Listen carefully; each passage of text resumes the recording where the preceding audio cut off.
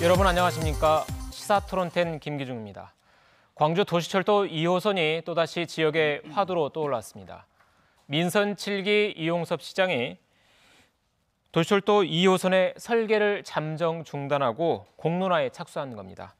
도시철도 2호선 건설을 두고 지난 2002년부터 올해까지 16년 동안 건설할지 말지, 또 노선은 어디로 할지, 또 건설 방식은 어떻게 할지를 두고 논란이 계속돼 왔습니다. 이 같은 공론화를 진행할 때마다 2호선 건설 계획도 조금씩 바뀌었는데요. 오늘 토론에서는 도시철도 2호선의 공론화 방식과 쟁점에 대해서 살펴보도록 하겠습니다. 먼저 함께 해주실 분들 소개하겠습니다. 광주광역시 김준영 교통건설국장 나오셨습니다. 안녕하십니까. 반갑습니다. 네, 사람중심 미래교통 시민모임의 변운섭 대표 나오셨습니다. 네, 안녕하십니까. 교통안전국민포럼의 이명길 광주전남 지회장 나오셨습니다. 반갑습니다.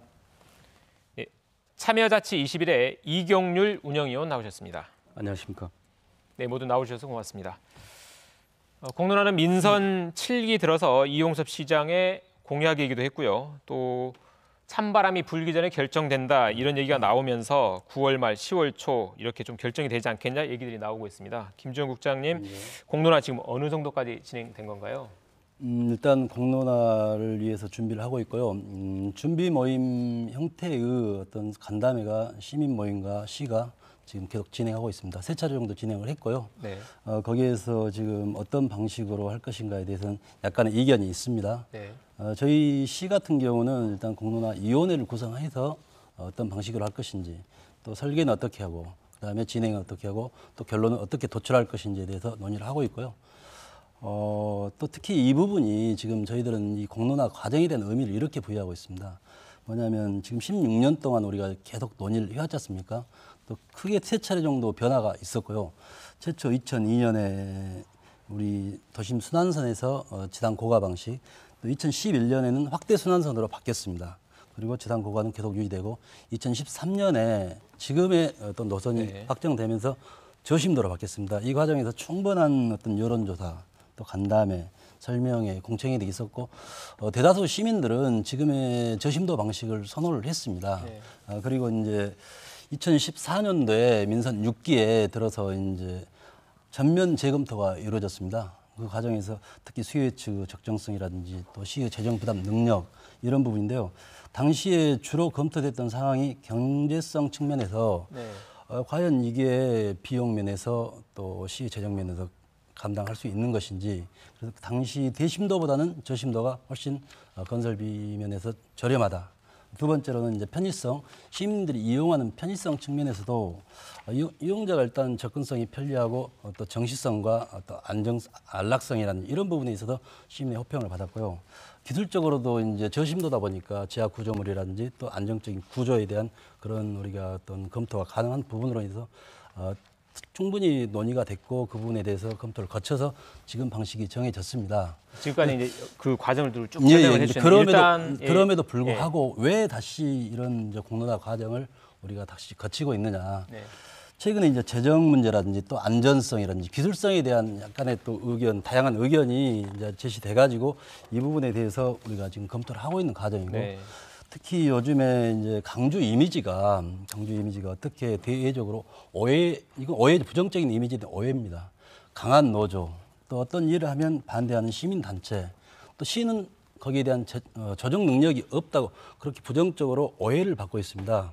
그래서 단순히 이번 공론화가 도시철도 2호선을 우리가 문제를 해결하기 위한 그런 의미의 공론화가 아니라 강주가 스스로 시민과 또 시가 또 모두 전체 시민이 참여한 가운데 어떤 강주형 어떤 갈등 해결을 위한 강주형 협치 모델을 마련하는 과정이란 중요한 의미가 있는 절차라고 생각하고 있습니다. 그래서 그런 의미가 있다고 그렇습니다. 말씀을 해주신 거고요. 지금 이제 공론화는 이렇게 진행되다 보면은 9월 말이나 10월 초에 마무리 결론이 나올 걸로 저희들은 예측하고 있습니다. 우선 시민들이 봤을 때 무슨 위원회가 많다 보니까 좀 헷갈릴 수 있는데.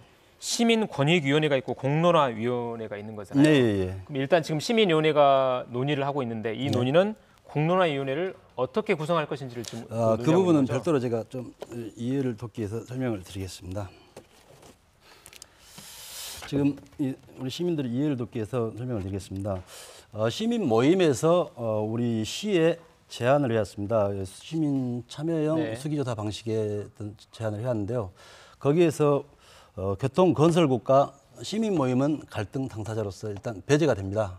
그리고 이제 우리 시민권익위원회가 시민소통기획관실과 연계한 네. 지원단 형태이고 거기서 이제 서포팅하는 기구이고 지금 이제 그 덕망 있고 전문성이 있고 분야에서 각각 활동하시는 분들로 해서 공론화위원회가 구성이 되면은 이렇게 시스템이 되어 있습니다. 그래서 시민권익위원회는 이 공론화위원회를 서포팅하는 그러한 기구로 보시면 되겠습니다. 중립적인 기구입니다. 그러니까 공론화위원회가 의견을 수렴하는 거군요. 공론화위원회에서 이제 의제 설정이라든지 더불어서 이제 어떠한 방식으로 공론화를 할 것인지 또 설계하고 과정을 관리하고 결론까지 도출하는 그러한 역할을 하는 기구라고. 공론화위원회가 정책 제안하면 시장이 최종 네, 결정하는 마지막에 방식인 이제 거네요. 시장께서 이제 결정하는 그러한 네. 방식으로 구도로 알겠습니다. 네. 그러면 이 도시철도 2호선에 대해서 공론화에 대해서 네. 그 인수위원회께 있는 혁신위원회에서도 5차례 정도 토론이 있다고 들었습니다. 지금 변 대표님이나 이명길 주회장님이 혁신위원으로서 당시 토론에 참가하셨을 텐데 거기서는 그때 토론회는 어땠었나요? 좀 의견 차이가 컸습니까? 뭐 혁신위원회 참여해서 했었던 이야기를 앞서서 네. 우리 김준영 국장님께서 금방 말씀하신 부분에 대해서 몇 가지 예. 제가 좀 토의를 예, 하고자 말씀하십시오. 합니다. 예. 윤장현 시장 민선 6기 2014년도부터 쭉 4년 동안 공론화를 해왔다고 그러는데요. 아니 의견 수렴과 의견 수렴과 그게 의견 수렴을 했었죠. 의견 수렴과 논의죠. 의견 논의. 수렴을 했는데 논의도 했었죠. 예, 논의. 그러나 큰 논의 속의 틀에서를 보면 예. 논의 결과에 반하는 선언적 윤장현 시장의 반대로 예. 결과물에서 결과는 저심도 말고 다른 공법으로 하든지 아니면 재검토하든지 하라고 주문해도 불구하고 윤장현 시장이 강행을 했었고 그 예로 해서 우리 임명길 지회장님 오늘 참석하셨습니다. 그 당시 때 저랑 TF팀 구성했을 때 TF팀 당시 때 구성했을 때 이렇게 수요치까지 우리 임명길 교수님 그 당시 때 교수님이셨는데 직접 하셨습니다. 그 당시 때 과다 예측됐다. 그 여러 가지 투자 대비해서 이게 맞지 않다라고 과다 수요측됐다고 그렇게 증거가 있습니다. 지금 그거 아닙니다. 그런데 그것은, 예. 잠깐만요. 이렇게 77% 정도밖에 안 된다고 근거를 제시했어도 불구하고 윤장현 시장이 강행을 했고요. 그 외에 몇 번의 여론을 수렴하는 시민사회단체, NGO단체에서 다 수렴했지만 그 당시 때 결과는 모두 다 이건 저심도는 안 된다라고 그때 결론을 내린 적이 있었어요. 거기에 대한 근거들은 좀 많이 있고요. 두 번째, 지금 현재 광주시에게 저희들이 시민 수기 조사를 제안했는데 그것도 네. 광주시에서 제안해주라고 저희들이 해드렸는데 그거를 지금 현재 3차례 했다고 말씀하셨습니다. 이제 세 차례 했으니까. 근데 지금 4차례, 5차례 계속 할 수 있습니까? 자, 제가 왜 말씀드리냐면 예. 세 번째 하는 과정에서 저희들이 대화를 더 하면서 의견이 있는 것을 좀 좁혀나가자고 대화를 요청했음에도 불구하고 광주시에서는 그걸 단절시켜 버렸어요. 그래서 현재 단절시켰습니다. 예, 그때 말씀드리겠습니다.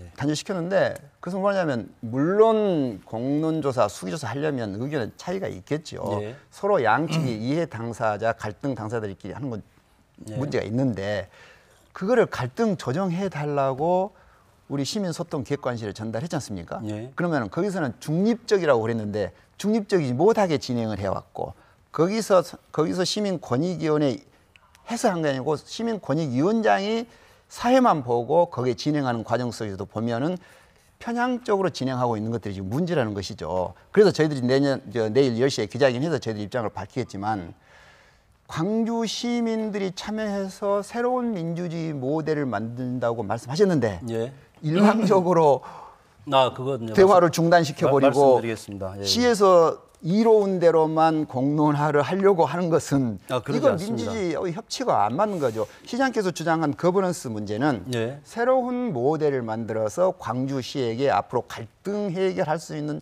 모델을 만들어서 예. 시민들이 제시하겠다. 그럼에도 불구하고 광주시는 어제 회의 때 일방적으로 중단 선언하고 모든 것들을 중립적이지 못하게끔 선언해버리고 이런 것은 그런 것은 시민 소통하고 안 되는 거죠. 답변을 드리겠습니다. 견 대표님 발언을 좀 정리를 하고 그래서 갈게요. 아니, 답변 드리겠습니다. 그래서 저는 하나하나 답변 드리겠습니다. 그래서 저는 김준영 국장이 현재 주장했던 내용을 보면 그것이 전부 다 현재 맞지 않는 사실이 아닌 것들을 말하고 있어서 제가 정리해드린 거예요. 답변을 드리겠다 이 말씀입니다. 그러니까 그동안 공론화가 네.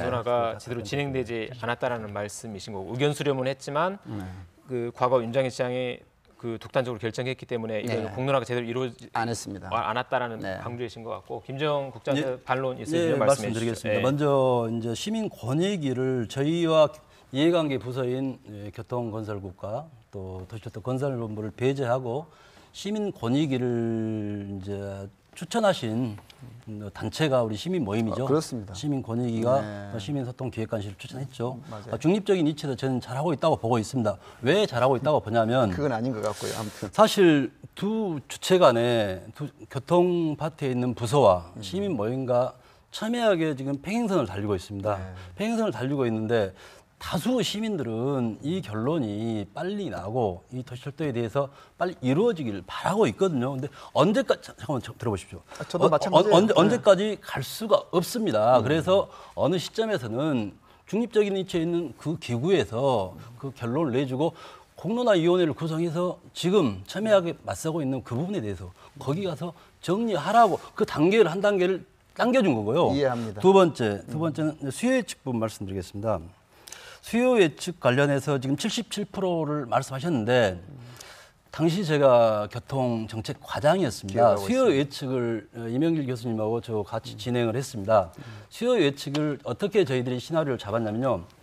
인구는 당연히 지금 현재 인구 수준으로 잡았습니다. 잡고 그다음에 100%일 때, 77%일 때, 50%일 때 그 경우 수를 우리가 민감도 분석을 통해서 그 경우를 잡아가지고 우리는 77%로 잡아서 아주 보수적으로 잡아가지고 그 정도 수준으로 100% 잡으면 당연히 시는 수입이 더 올라갑니다. 알겠습니다. 이렇게 하시죠. 이렇게 하시죠. 예, 그 그렇게 도시철도 됩니다. 2호선에 그 부분에 대한 대해서는 정확히 알고 이야기가 있습니다. 도시철도 2호선에 대한 이야기가 매우 방대한데 저희가 예. 오늘 토론할 수 있는 시간은 50분밖에 순서대로 되지 않기 가야죠. 때문에 예. 그 줄기를 좀 잡고 가죠. 예, 그러니까 그렇죠. 수요 예측이랄지 운영 적자에 대한 부분 뒤에서 논의가 되기 그때 때문에 논의하시죠. 그때 하기로 하고요. 예.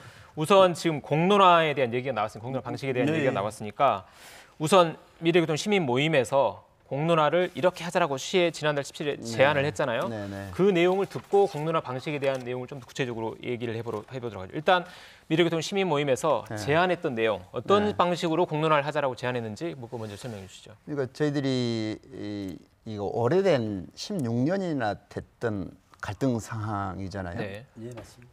그래서 이것을 효과적으로 풀기 위해서 예. 갈등을 해소하고 새로운 어떤 거버넌스를 통해서 예. 지역의 새로운 문화를 만들어 보자. 예, 맞습니다. 정말로 동의합니다. 계속 지속적으로 갈등만 할 것이 아니라 정말로 시민들이 참여하고 문제를 제기했던 데서나 양쪽이 수긍하고 나중에 승복할 수 있는 프로그램 속에서 저희들이 신고리 569기 축소형으로 해서 저희들이 제안을 했어요. 예, 제안을 예, 해주자고 해서 예, 했는데 거기에는 이제 약 300명에서 250명 정도의 시민 참여 대표단을 이렇게 무작위 추출하게 됩니다. 뭐 예. 지역별, 예, 성별, 맞습니다. 뭐 관심도별 여러 가지 해가지고 평균적으로 나눠서 약 250명 선정될 텐데 그 선정을 해서 공정한 자료, 정확한 자료를 제공하고 수기하고 토론해서 결정 내리는 것이 핵심입니다. 예. 거기서는 여론조사를 통해서만 결정난 게 아니고 충분한 기간을 놓고 토론하고 또 옳고 그름을 따져볼 수 있는 기회 제공을 통해서 시민들이 정확하게 판단할 수 있는 기회를 갖게끔 해서 하는 것이 바로 시민 수기 조사다라고 저희들이 제안한 것입니다. 네, 그럼 여기까지 할게요. 예. 그러면 300에서 250명의 시민 대표들을 선발해서 네. 학습하고 토론하고 해서 이분들이 의견을 내자라는 그런 그렇습니다. 의견이신 거고 네. 이 의견을 내게 지난달 16일 네, 7월 그렇습니다. 16일이죠. 네. 그러면 약 한 달 정도 지금 지났는데 네, 맞습니다. 이 안을 받고 광주시가 지금 한 달 동안 검토를 하셨을 텐데 네. 광주시가 생각하고 있는 공론화 방식은 어떤 것인지 이제 그 부분에 시민 모임에 제기한 거하고 어떻게 다른지 좀 설명해 주시죠. 말씀드리겠습니다. 먼저 제가 말씀을 드리기 전에 앞서서 지금 대입제도 공론화 백서를 제가 한번 말씀을 드리겠습니다. 거기에 백서에 나와 있는 그 내용 그대로 한번 제가 읽어드리겠습니다. 대입제도 개편 공론화위원회에 대한 주요 역할은 첫째, 대입 특위가 설정한 공론화 범위 내에서 공론화 의제를 먼저 선정하고 공론화위원회가 둘째로 선정된 의제를 논의할 공론화 방법과 절차를 설계 운영하며 셋째, 도출된 공론화 결과를 정리하여 대입제도 개편위에 제출하는 그런 방식입니다. 그리고 이제 우리 또 변호섭 대표님께서 이제 우리 시에 제안하신 시민 참여형 수기조사는 저희들은 그 다양한 공론화 방식은 딱 정해진 건 없습니다. 지금까지 우리나라에서 6차례 정도 공론화 조사가 있었거든요. 다 그 상황에 맞게 다르게 진행이 됩니다. 물론 방금 말씀하신 대로 수기라는 부분은 들어갔습니다. 수기라는 부분 들어갔는데 그 전 단계에서 저희들이 과연 250명, 150만에 250명이 전체 시민을 대표할 수 있는 것인지, 대표했을 때 그 대표된 의견을 도출할 수 있는 것인지 그 전제 조건이 있습니다.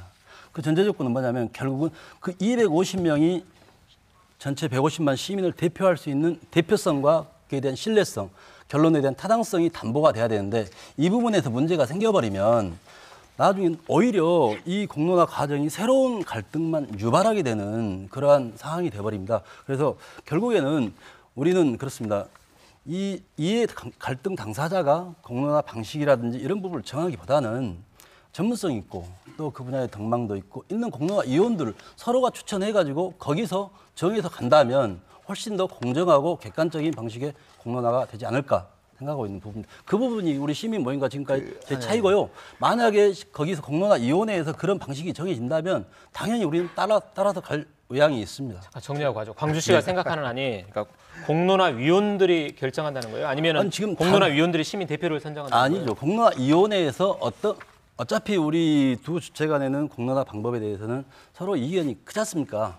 그래서 거기서 정리가 안 됩니다. 그래서 우리 시민권익위원회에서 공론화위원을 지금 선정하는 절차를 밟고 있습니다. 그 규모는 어느 정도로 생각하고 계신 건가요? 공론화위원은? 지금 저번에 우리 간담회에서 나온 얘기 그대로 말씀드리겠습니다. 양측에서 시민 모임과 시에서 2명씩, 나머지 7명에서 9명, 최대 11명에서 13명까지. 그럼 11명에서 13명의 공론화위원들이 요선의 건설 방식을 결정한다는 아, 얘기인가요? 그게 아니라 공론화 방식에 대해서. 공론화 방식에 대해서.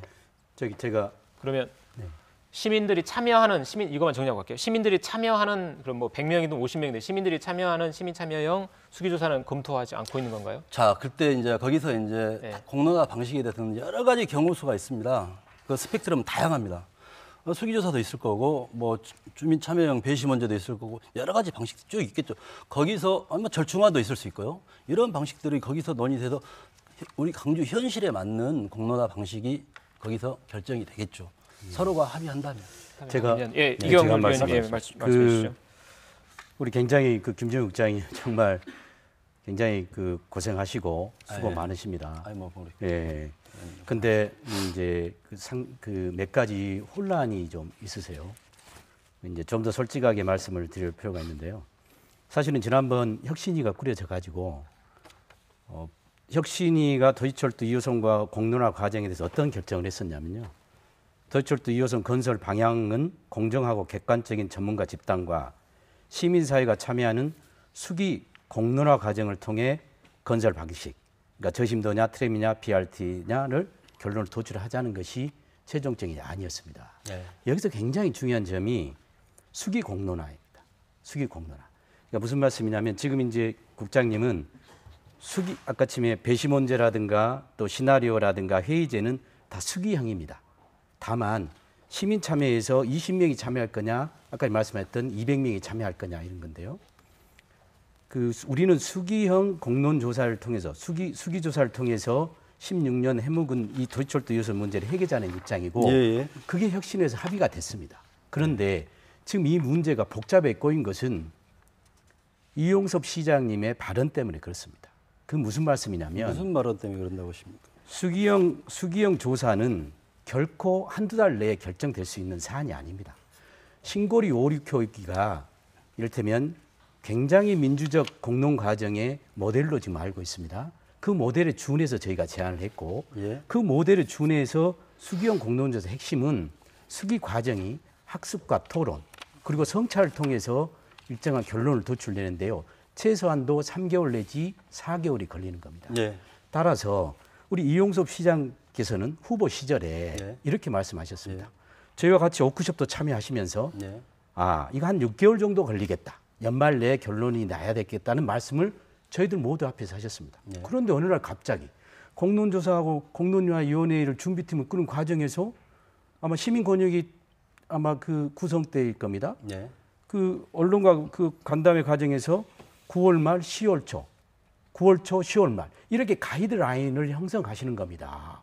이 가이드라인을 아니까 보통 한 달에서 두 달은 선호형, 즉 뭐냐면 어떤 사안이 찬성이냐 반이냐는 여론조사일 때 한두 달인 것인 겁니다. 예. 이 방식을 가이드라인으로 제시하니까 사실은 국장님이나 계시는 시청 건설교통국 교통 부분에서 굉장히 당황한 것이죠. 아니, 당황하지 않습니다. 그래서 저희가 시민 모임에서는 말씀드릴게요, 제가. 이 시안을 미리 가이드라인을 정하지 말자. 그다음에 두 번째, 혁신위 보고서 이미 수기 공론화 과정을 동의했기 때문에 이걸 합의하고 가자. 이것 말고 더 이상 없는 겁니다. 근데 그래서 국장님 이것은 이미 신고리 과정에서 그랬고 이미 16년간의 논란을 종지부 찍는데 2개월, 3개월, 2개월 이런 문제로 가면 안 되고요. 연말까지 해서 차분히 수기하고 토론해서 합리적 결정을 내는 게 아까 팀에 국장님 말씀하셨던 소위 협치. 강주가 갖고 있는 모델이 있지 않습니까? 네. 5.18 때도 그 죽음과 피 속에서도 도청 앞에서 서로 민주주의 뭐를 이야기했지 않습니까? 그런 과정이 필요한 겁니다. 네, 여기서 시청자의 이해를 돕기 위해서 하나만 정리할게요. 그러니까 10월 초까지 약 한 달 남짓한 시간으로는 시민 차양 수기 조사가 불가능한 거라고 보시는 불가능한 거라고 보시는 거고 시청에서는 도저히 불가능합니다. 시에서는 다르게 보시는 거예요. 지금 김준영 국장의 답변을 들을 시간이고요. 답변을 드릴게요, 제가. 네, 그거에 대한 첫 답변까지 번째 드렸으면 말씀해 주시죠. 이제 저희가 시민 모임에서 시민 참여형 수기조사 방식에 대한 제안을 해왔을 때 저희 사실 심도 있게 분석을 했습니다. 손 놓고 있는 게 아니라. 근데 현실적으로 아까도 말씀드렸듯이 최소한의 필요 조건 그게 충족이 안 돼 버리면 이 자체가 의미가 없는 그러한 상황에 직면하게 됩니다. 지금 현재 제주도도 국제 녹지배원 같은 경우도 그러한 상황에 직면해 있고요. 근데 뭐냐면 공론화 성공 조건은 아까도 말씀드렸듯이 대표성 있는 표본 추출. 이 표본 추출을 해가지고 신뢰성을 담보해내고 결론에 대한 타당성이 보장이 돼야 됩니다. 근데 현실적으로 우리가 150만 시민을 상대로 해가지고 250명을 지금 이제 표본으로 추출한다는 거 아니겠습니까? 150명을 뽑으려면 신고리 방식 그대로 적용하겠습니다. 최소한 우리가 안심번호라는 게 전화번호가 확보가 됐을 때, 합법적으로 확보가 됐을 때 최소한 10,000명을 가지고 우리가 전화를 계속 돌려가지고 그중에 250명을 추출하는 겁니다. 근데 사실 지금 안심번호를 쓸 수가 없지 않습니까? 그러면서 시민 모임에서 대안으로 이런 말씀도 하셨습니다.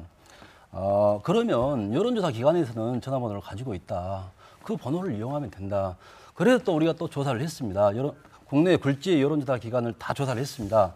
거기도 물론 저렇게 말씀하시면 이야기가 너무 길어요. 아니. 이거까지 듣고 제가 이 팩트가 깨져버리면 이 팩트가 깨져버리면 다음 우리가 수기에 대해서 수기를 안 하겠다는 것도 아니지만 그런 방식에 대한 한계가 있어버리는 거죠. 그래서 결론적으로 봤을 때 이런 부분들이 그런 필요 조건을 충족 못하는 상황에서 어떻게 수기조사를 할 수 있다는 거 한계가 있는 거예요. 사실 자기들도 여론조사 기관도 할 수 없다. 그것은 그 시민 참여형 수기조사가 어렵다라는 그럼에도 불구하고 공론화위원회에서 수기조사로 가자 결정이 되면은 따르겠다 이겁니다. 그럼 만약 그게 어려운 상황이라면 네. 그 아직 임영길 지회장님 좀 말씀해 주시니까 시민 참여형 수기조사가 아니더라도 어떤 합리적인 결정을 할 수 있는 대안이 있는 것인지 있으면 말씀을 해주시고 변 대표님 답변을 이어서 듣도록 하겠습니다. 네. 실제 방금 세 분께 토론한 내용 보면은 이 통계 집단에 대한 신뢰성입니다. 저도 2003년도, 2006년도 시내버스 노선 개편하면서 광주 시민에 대해 설문조사를 많이 했습니다. 그때도 제가 표본 추출한 것이 한 10% 정도를 대상으로 했는데 실제 유효 표본을 만들어서 그 신뢰성을 갖기까지 한 3에서 4% 정도 됩니다. 그러면은 3% 정도 잡더라도 150만에 4만 5천 명이 참여해야만 최소한의 신뢰성을 갖는 결과가 이제 나올 수 있다는 것이거든요. 그래서 그 이제 표본의 추출 방법 외에서는 다양한 방법이 있지 않습니까? 그 중에서도 우리가 일반 시민들보다는 일반 시민 중에도 이 도시철도에 좀 더 관심이 있고 또한 어느 정도의 그에 관련된 전문 지식이 좀 있는 사람들 중에서 표본을 추출한다면은 방금 이제 시민단체에서 말씀하신 몇 달에 걸리는 수기 과정을 대폭 줄일 수가 있거든요. 그럼 시에서 지금 이제 김 국장님 말씀하시는 내용도 공론화위원회에서 어떤 방법을 찾는다 할 경우에는 지금 우리가 10년 정도 논의했는데 한 3, 4개월 우리가 토의하더라도 무슨 문제인가 좀 그렇습니다. 그렇지만은 우리가 빨리 지금 이제 설계하는 것도 많죠 있고 정부 예산도 받아야 되고 시 예산도 준비를 해야 되지 않습니까? 이러한 과정 지금 시에서는 최대한 단축시키는 이 공로 수기형 공론화 방법이 무엇인가? 그걸 이제 시민권익위원회 그 내부에서 만들어서 최종적으로 이 결론을 도출도 2호선에 대한 건설 방법의 결론을 도출할 수 있는 방법을 강구하겠다는 것이죠. 그 대안을 사례를 좀 말씀을 해주세요. 예, 그 사례는 이제 우리가 이제 어떤 게 있는지. 그 여러 가지 시너리어 방법이라든지 또는 이제 표본 추출하는 방법에 있어서 우리가 이제 광주 시민을 상당히 계층으로 나눴습니다. 집단으로. 가장 흔한 예가 연령대별로 나눈 것도 있고요. 그러면 또 이제 학교 수대로 나눌 수도 있고요. 또한 이제 직업군으로 나눌 수 있고요. 이런 다양한 방법을 뽑을 수가 있거든요. 그런 것은 이제 우리가 신뢰성 문제를 담보하면서 그걸 뽑는 그 이유가 되겠죠. 그렇게 하면은 시민단체나 또 시에서 이제 하는 이제 합의될 수 있는 결론 표본 추진 방법을 충분히 만들어낼 수가 있는 겁니다. 그러니까 대표성과 신뢰성을 갖는 시민 대표단을 뽑을 수 있다는 거예요. 그렇죠. 네. 그러면 여기서 만약에 시민 참여형 수기조사에 대해서 지금 의견이 좀 다르신 것 같은데 시민 참여형 수기조사가 아닌 방식으로 한두 달 안에 한 달 남짓 안에 결정하는 어떤 그런 방식의 대안을 내놓으셨을 때 시민 모임에서 받아들일 수 있는지 그 부분 말씀해 주시죠. 잠깐만. 지금 이게 논의가 정말 그런데요. 짧은 시간에. 이를테면 회장님의 경우도 이제 오해가 있으신 겁니다. 이를테면 우리가 밥을 먹기 위해서 어쨌든 숟가락도 먹을 수도 있고 젓가락으로도 먹을 수 있는데요. 지금은 젓가락이나 수저가 중요한 게 아니고 밥을 어떻게 잘 먹을 거냐는 문제인데요. 지금 말씀하셨던 그 수기조사라는 것은 정해져 있습니다. 학습과 토론을 통해서 결과를 도출내는 방식이라니까요.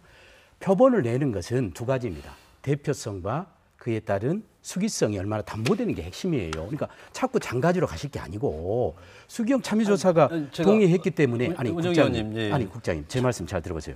이 방식에 대해서 동의가 되면 다른 문제는 아무 문제. 그러니까 이를테면 대표성의 문제는 국장님이 고민하실 게 아니에요. 예, 아니요, 제가 그러시잖아요. 대표성은 이 공론화위원회의 법률 전문가, 여론조사 전문가들이 아주 객관적이고 신뢰성이 있는 판단에서 내놓으면 되는 거예요. 제가 똑같은 말인데요. 똑같은 말인데 지금 우리 시가 수기를 하지 않겠다는 거 아닙니다. 아닙니다. 근데 저희들은 우선적으로 선결 요건으로 신뢰성과 대표성이 담보된 표본을 추출해가지고 그걸 가지고 만약에 공론화위원회에서 수기조사를 하자. 좀 시간이 걸리도 수기조사 하자. 그러면 따른다니까요. 안 따른다는 거 아니지 않습니까? 근데 왜 안 하는 걸 전제로 말씀하시니까 시가 결정하는 거 아닙니까? 시가 결정하는 게 아니라 공론화위원회에서 결정하는 겁니다. 이어서 결정하면 시민 참여 수기조사 할 수 있다. 그런 방식에 대해서 근데 결정이 당연히 따라야죠. 변 대표님 첨언해 주시고 다음 지금은 이제 생방송이거든요. 진실을 이야기를 해야 됩니다. 당연히 진실을 두 분 다 사실을 가지고 팩트를 가지고 이야기해 주시면 좋겠고요. 광주시에서 가장 문제 핵심이 뭐냐?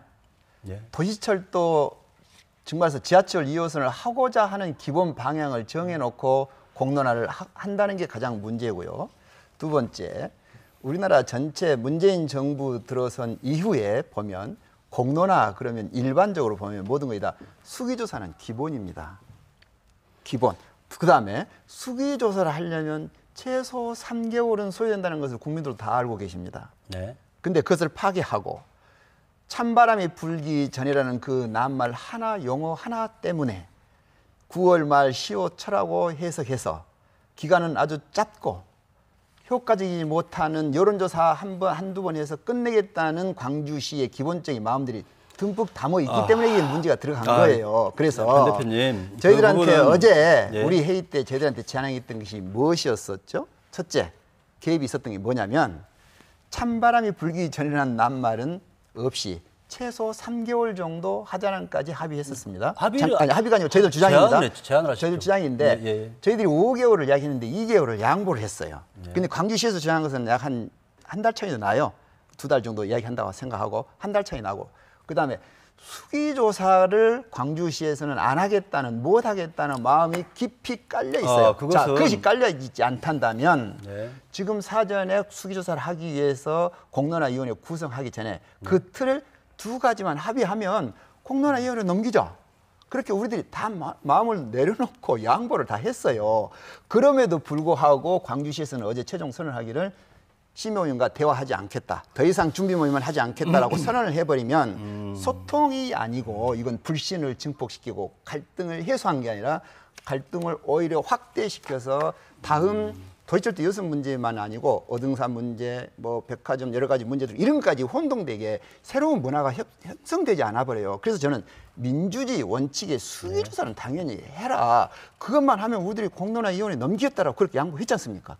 예, 변 대표님 여기까지 제가 김정 말씀 답변 계속 듣고 다음 주제로 동일한 넘어가겠습니다. 내용을 말씀드리는데요. 저희가 네. 수기조사를 하지 않겠다고 한 적 한 번도 없고요. 자, 그렇다면 지금 답변 하세요. 지금 말씀하셨습니까?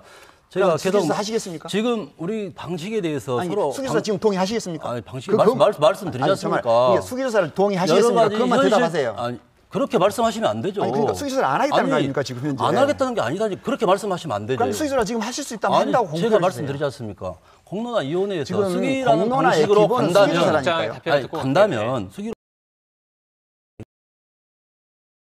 그리고 그러니까 지금 수기조사 한다고 수긍을 해버리면 되잖아요. 아니, 공론화위원회에서 이미 넘겨가지고 아니 공론화위원회 넘기기 간다고 전에 몇 우리는 번 수기조사해서 정상적으로 서로 이 우리 부분이 민주주의를 우리가 가겠다라고 지금 이야기를 하시면 우리가 그거 될 지금 텐데 아니, 시장님은 수기조사 하겠다고 그러던데 왜 국장님은 안 하겠다고 그러죠? 공론화위원회에서 결정하면 하겠다 이겁니다. 아니, 그러니까 공론에서 결정이 아니라 사전에 지금- 그 틀을 합의하자 그 말이에요. 아니, 서로 자, 입장 차이에 대해서 확인하는 거지. 공론화위원회 여기서 구성을 하게 그걸 되면 결정하는 자리는 아니고요. 그러니까 똑같은 문 대표님, 말이 지금 결정하는 계속 자리는 절대 반복되고 결정하는 있기 자리는 때문에 아니고 다음 주제로 대화를 단절시키는 게 아니라 거기서는 아까도 말씀드렸죠. 대화를 한 단계 더 빨리 가기 위한 그러한 방식으로 하고 만약에 거기서 공론화위원들 국장님이 결정해 주십시오. 국장님이 제가 결정권 아주- 없으시니까 무슨 그렇게까지는 못 하실 거라고 짧게 봅니다. 말씀드리겠습니다. 예. 이 문제는 9월 초 10월 말 기한 없이 수기형 공론조사로 가겠다고 시가 입장을 밝히면 다 끝납니다. 더 이상 고민할 거 없습니다. 예, 그 다음, 부분에 저는 대해서 다음- 아까도 말씀드렸지 다음 않습니까? 안으로 저희가 공론화위원회라는 왜 제가 대입제도에 대한 공론화위원회 백서를 읽어 대입제도하고 이건 완전히 아니죠, 다른 문제예요. 아니죠. 사실 아니, 그럼 이 수기조사 관련이 그래서 다르다니까요.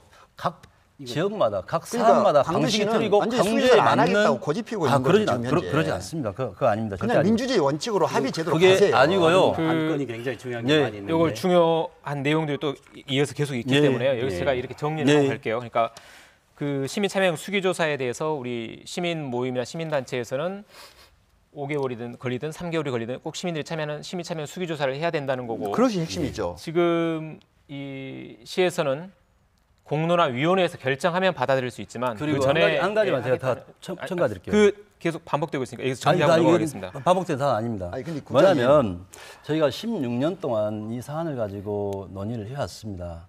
기간이 길다고 해서 시민들이 모르시고 기간이 짧다고 해서 기간이 길다 더 알고 기간이 짧다고 해서 모르시고 그런 사안이 시민들은 여기에 대해서 충분히 이해를 하고 있고 더 나아가서 시민들은 바람도 큽니다. 최근에 뭐 언론 기관에서 조사한 바에 따르면 사실 저심도에 대해서 89%가 나왔습니다.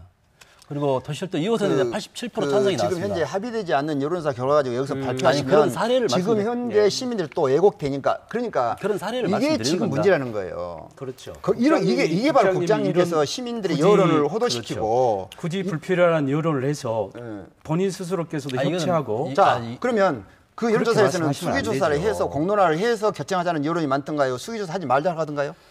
그 대답해 주시죠. 말씀드릴까요? 65%가 하지 말자고 했습니다. 부적절하다고 나왔습니다. 45%는 공론화를 하자고 찬성을 했잖아요. 35%죠. 근데 지금 그 검증되지 않고 확실하지 않는 여론조사 기법 이렇게 발표하고 그래도 되는 겁니까 진짜? 앞으로 계속 이렇게 하시면 예를 들어서 제가 하나 그러니까 광주시가 말씀드렸는데요. 이렇게 아니 그 행정 주도로 인해서 계속 하게 된다면 이게 바로 시대에 역행하는 거예요. 행정주도가 아니라 지금 저희들이 이 16년 공론화 동안 문제 있었으면 잠깐만요. 변 대표님, 자체도 잠깐만요. 충분히 우리가 그러니까 16년 동안 변화를 이랬습니다. 한 모습이라고 생각합니다.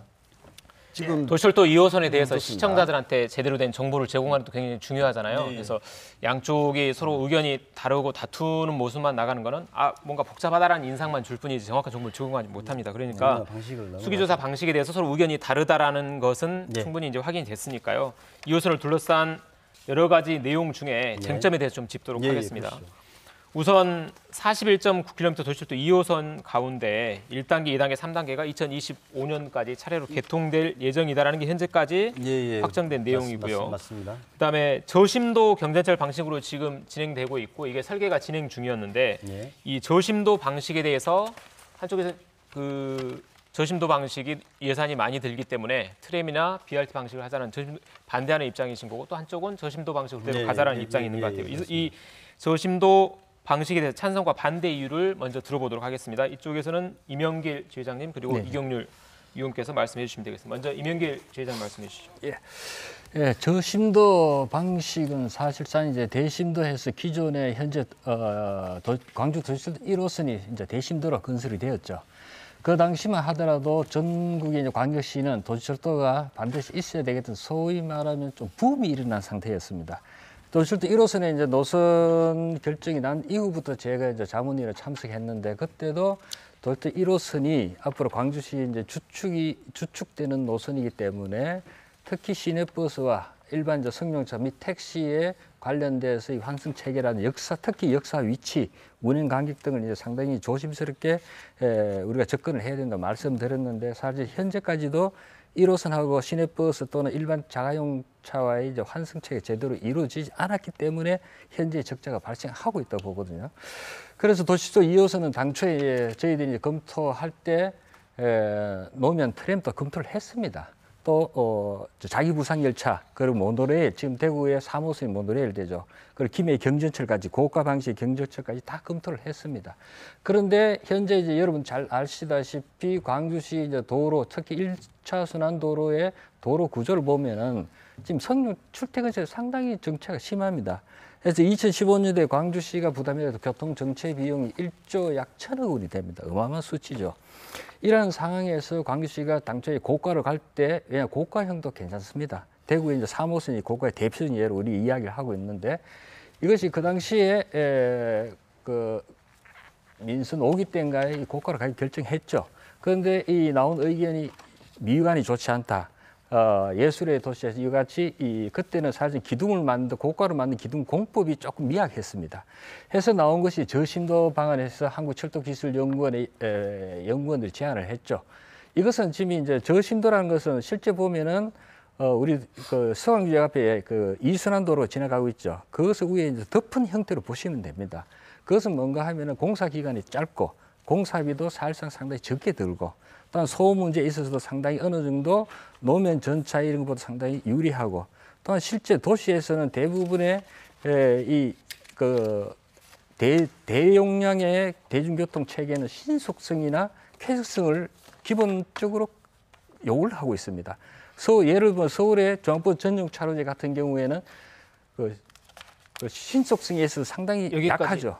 그런 부분에 있어서 저심도는 신속성에서 확실히 담보를 할 수 있는 대중교통 저심도가 뭐 수단이죠. 공사비도 적게 들고 소음도 적고 쾌속성 여러 가지 좋은 점이 있다는 말씀이셨고 이경률 의원님 그 반대 의견 있으면 말씀해 주시죠. 이를테면 대심도가 1km당 약 1,200 들이죠. 저심도는 약 500억 듭니다. 이제 그런 측면에서 대심도보다는 저가지만 저는 우리가 완전히 대중교통의 새로운 패러다임이 지금 전하는 시대라고 생각하고 있습니다. 다시 말씀드리면 저희가 서울, 부산, 대전 그리고 세종시 이 대중교통이 어떻게 되고 있냐를 봤습니다. 지난번에 CNB 토론회 때 우리 임 회장님께서 그 말씀하셨습니다. 저는 상당히 솔직한 말씀을 많이 해주셔서 굉장히 고마웠었는데요. 사실은 강주 대중교통의 방침과 정책이 지금 그동안 승용차 위주로 갔었다. 이건 대단히 유감스럽다는 말씀하셨습니다. 맞습니다.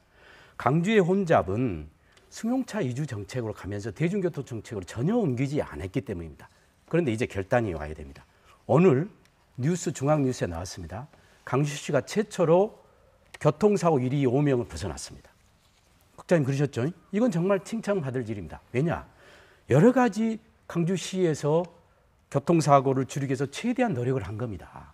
다시 말씀드리면 저심도라는 이제는 지하로 가는 방식이 아니고 지상으로 가는 대중교통이 새로운 패러다임입니다. 그 패러다임의 꽃이 바로 중앙버스 전용 차로제입니다. 그리고 이것은 사실은 강주시에서 검토를 했습니다. 2조 579억은 이후에 3조 4조로 갈 겁니다. 1호선이 8천억이 출발해서 1조 5천억으로 끝났습니다. 이거 눈에 보듯 보이는 겁니다. 이 3조를 대신에 BRT를 하게 되면 아까 말씀드린 저심도 500억입니다. 도로 하는데 2천억입니다. 그리고 BRT 노선 까는데 25억이면 됩니다. 20분의 1로 새로운 교통체계가 됩니다. 다시 말씀드리면 노인, 학생, 여성 빠르고 편안하고 나름대로 안전한 그리고 미세먼지하고 환경 대기 오염을 철저하게 줄일 수 있는 BRT 중앙버스 전용 차로제로 대전환을 해야 됩니다. 이게 저는 강주가 대한민국의 미래로 가는 저는 시발점이라고 확신하고 있습니다. 예, 트램이나 BRT에서 말씀하셨고요. 그건 제가 이어서 김주영 국장과 변 대표님의 얘기를 이어서 듣도록 하겠습니다. 예. 먼저 김주영 국장 지금- 말씀해 주시죠. 이게 그 트램이나 BRT로 가면 왜 안 되는지 그걸 좀 말씀해 우리 주시면 지금 같습니다. 원영님께서 이제 말씀하신 이경률 원영님께서 말씀하신 내용에 대해서 지금 BRT로 가시자는 말씀이죠? 그렇습니다. 지하철 하지 말자고 하신 말씀. 저는 한 말씀만 더 드리겠습니다. 저희가 많은 시민들이 오해하고 계시는데요. 우리가 지하철로 하게 되면 우리가 서울 갔을 때 나오는 다량 차량의 지하철을 생각하십니다. 사실은 강주 저심도 도시철도 2호선은 딸랑 차량이 2칸입니다. 그리고 아이고, 최대 예. 인원이 150에서 160입니다. 그 부분은 이제 변 그 대표님이 부분은 말하지 제가 않습니고요. 말씀드릴게요. 우선 예, 맞아요. 일단 그러니까 제가 확인 좀 할 게 있어서요. 그러니까 예. 지하철을 하지 말고 BRT로 하자는 그런 말씀이죠. 그렇습니다. 지하철 하지 말자는 말씀인데. 그렇습니다. 자, 그러면 제가 BRT를 기준으로 제가 예. 말씀을 드리겠습니다. 일단 BRT는 적용이 가능한 적합한 지역이 예. 첫 번째 계획도시 세종시 같은 예. 계획도시, 두 번째 광역계통. 예컨대 우리 강주시와 나주, 광주와 장성 이런 경계를 넘나든 그러한 지역에 적용이 가능한 지역이고 대부분 그렇게 되어 있습니다. 예외적으로 부산과 대전 일부 구간이 지금 도심 내 BRT를 운영하고 있는 거죠. 근데 현재 도심 내 BRT를 운영한 부산과 대전은 심각한 문제 발생이 있고 부산은 지금 오거돈 시장 취임 이후에 어마어마한 교통 정체와 주변 상권 침해라든지 이런 부분을 시민들 민원이 빗발쳐가지고 지금 재검토하기 위한 거기도 공론화 절차를 밟고 있지 않습니까? 그런 문제가 있다는 거죠. 첫 번째. 그리고 예산 교통 정체와 상권 침해. 네, 상권 침해. 왜 그러냐면 BRT는 기본적으로 예컨대 4차선이라면 3차선을 잡아 먹어야 됩니다. 그럼 차선이 한 개 남죠. 그 한 개 가지고 어떻게 하겠습니까? 결국에는 지금 우리 그런 좀 이따 그 말씀드리겠습니다. 네. 두 번째 예산 문제 말씀드려 20분의 1이라고 하셨는데 저희가 BRT를 제대로 고속 또 급행으로 가기 위해서는 거기에는 어마어마한 시설이 들어간 세종시를 보시면 압니다. 지하화하고 BRT 전용 오버패스가 마련되어 있습니다. 이런 부분들이 마련되고 또 특히 우리 도시 같은 경우는 승용차가 지금 84%를 점하고 있습니다. 도로를. 우리 시민들이 갑자기 교통 문화가 인식이 갑자기 바뀌지 않는 이상 그 차로를 4차로에 3차로, 6차로에 3차로, 3차로씩 남는 겁니다. 8차로에 3차로, 5차로 남는 겁니다. 이렇게 계속 도로가 없어지는 거죠. 그랬을 때 버스만 가기 위한 도로를 시민들이 과연 그 승용차를 어떻게 소화할 수 있을 것인가. 두 번째 문제가 있어. 그런 부분을 해결하기 위해서 우리는 뭘 해야 되냐. 도로를 넓혀야 됩니다. 또 도로를 넓히는 그런 또 비용이 들어가겠죠.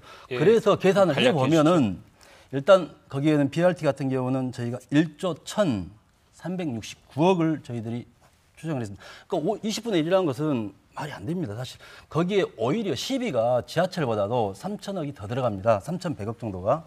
기간으로 말씀드릴까요? 지금 우리가 만약에 BRT로 지하철을 여기서 접고 BRT로 간다면 다시 기본 계획부터 수립해가지고 에타 또 여러 가지 절차를 밟아야 됩니다. 착공까지 3년 6개월.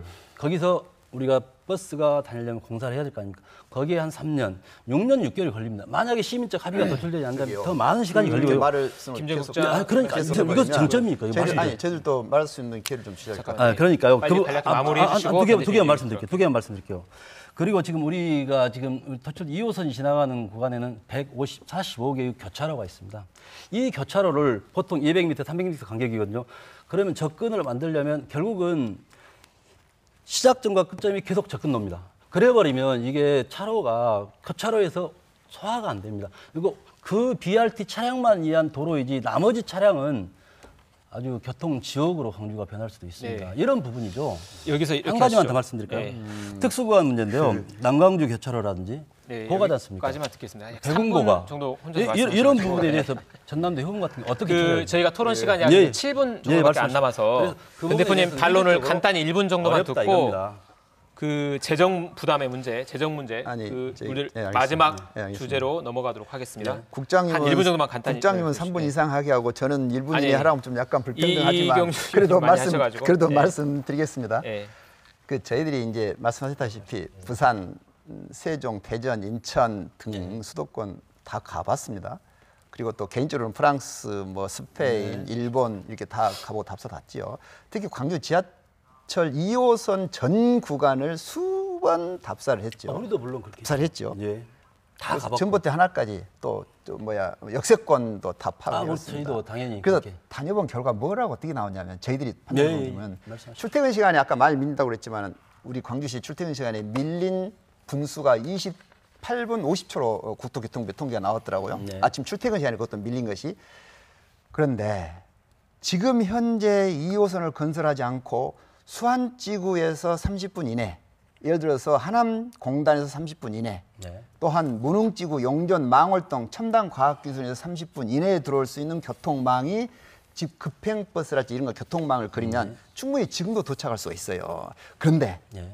왜 그걸 안 하고 있는지를 이유를 분석을 해보니 네. 물론 이해 당사자들이 많이 있어서 저희들이 그렇게 저희들이 그렇게, 파악을 했고요. 그래서 그렇게 또 한 가지는요. 말씀하시면 안 되고요. 그래서 혁신도시 되든 화순이 되든 담양이 되든 간에 모든 것들이 30분 이내에 교통망을 그릴 수 있는데도 불구하고 못하고 있어요. 그래서 저는 교통망, 현재 있는 교통이 과연 문제가 있는지 없는지를 먼저 예, 예.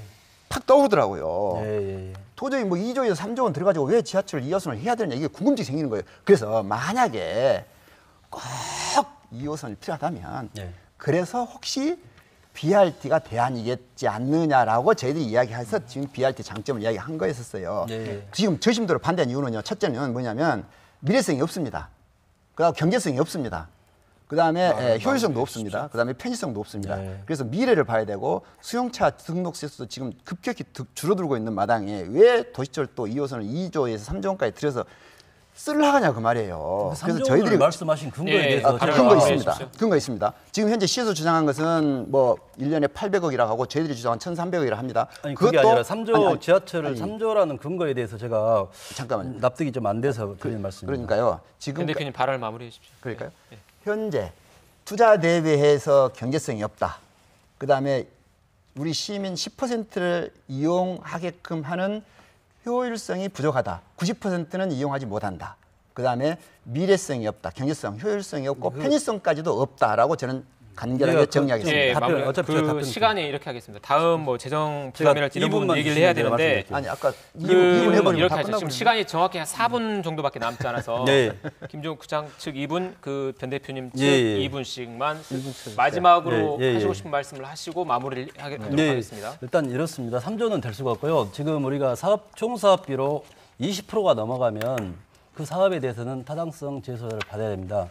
3조가 될 수가 없어요. 그 사업은 포기하든지 제소를 받아가지고 그 사업이 날아갈 수도 있고 극단적인 경우에 날아갈 수도 있습니다. 그래서 3조는 될 수가 없고 아마 된다면 20% 이내에서 제한이 되겠죠. 자연 증가분은 또 거기다 제외되고요.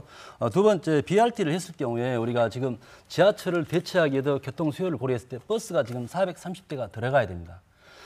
도시철 2호선 적자액이 우리가 전체적으로 730억 정도를 보고 있는데 2호선 적자액이 얼마냐면 거기서 230억에서 약 300억 정도를 보고 있습니다. 430대가 들어가면 얼마가 들어가냐면요. 215억에서 이제 적자까지 가면 300억이 들어갑니다.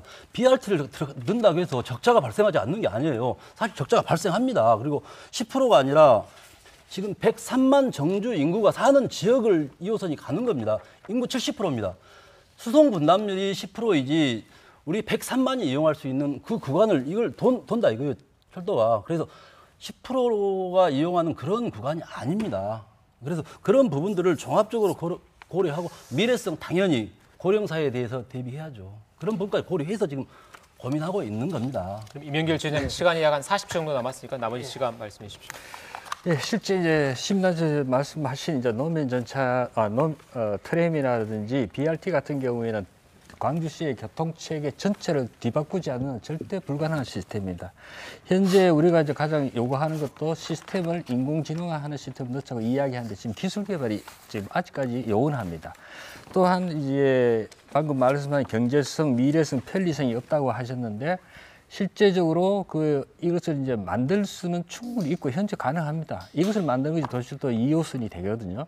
과거에 우리 현재 광주시에 5개 노선인가 급행 간선 노선 운행하고 있죠. 이거 만들 때도 발언을 마무리해 주십시오. 예, 이것도 만들 때 저희 50분 기준으로 했습니다. 그러면 이것도 50분인데 현재 BRT나 지회장님 발언을 마무리해 주십시오. 트램으로 하시면 사실상 불가능하기 때문에 저심도로 가는 대안밖에 없다고 주장하는 이유죠. 2분이 남았습니다. 1분씩 말씀해 주셨는데 한 분께서 2분을 쓰시던 이렇게 하시면 됩니다. 지금 우리 교통장님께서 공사비가 3조 원이 될 수 없다고 말씀하셨는데요. 네. 저희들이 1호선, 2호선, 3호선 타 시도의 광역센터 도시철도 2호선 전체적으로 사업비 대비해서 네. 당초 계획하고 마지막 정산했을 때 계획을 보면 네. 이게 데이터가 나와 있습니다. 네. 특히 광주 같은 경우는 당초의 예산을 2조 5천억 들어가야 되는데도 불구하고 2조로 잡았습니다. 그래서 아까 20% 이상이면 다시 받아야 된다고 그랬죠. 에스컬레이션 모든 걸 다 적용해서 그러진 않죠. 네, 그렇죠. 근데 어느 정도 결론은 자연 증가도 인정합니다. 어떻든 간에 다시 잡아야죠. 당연히 말 들어가면 자연 증가도 인정해 주니까요. 그러니까 민원도 생기고 가다가 사고 나면 또 해야 되겠죠. 자, 10년 동안 앞으로 공사해도 10년 동안입니다. 네. 근데 BRT는요. 아까 말했죠. 영역 국토부 승인까지 하게 되면 3년 6개월 걸린다고 그랬죠. 3년 6개월. 청라지구 같은 경우는 2년 6개월 정도 걸렸죠. 기본 절차가 자, 기본 절차가 그 정도 행정 걸렸잖아요. 절차가 근데 3년 6개월 걸리고요. 근데 문제는 공사 기간이 BRT는 불과 1년 정도밖에 안 걸린다는 거예요. 또 공사 BRT를 하려고 하면 왜 옆에 도로를 넓히려고 생각하십니까?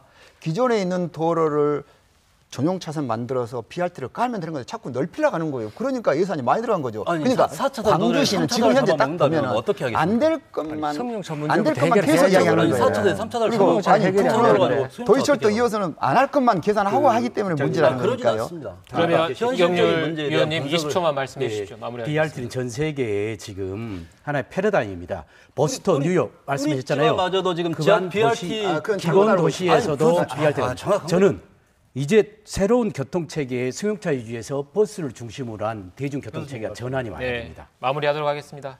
오늘 토론에 참여해 주신 네 분 모두 고맙습니다. 고맙습니다. 감사합니다. 감사합니다. 네, 시간이 짧아서 아쉬웠습니다. 영산강의 승천보와 축산보, 또 F1 경기장, 옛 전남도청 별관철거까지 모두 반대를 무시하고 잘못된 결정으로 또 다른 갈등과 예산 낭비를 불러오고 있는 사례들입니다. 반대로 세계에서 가장 오래된 영국 런던의 지하철은 155년째 런던 시민들의 발 노릇을 하고 있습니다. 앞으로 100년을 쓸 광주의 도시철도라면 시민들도 도대체 무엇이 맞고 또 어떤 방향으로 가야 하는지 학습과 고민을 적극적으로 해야 합니다.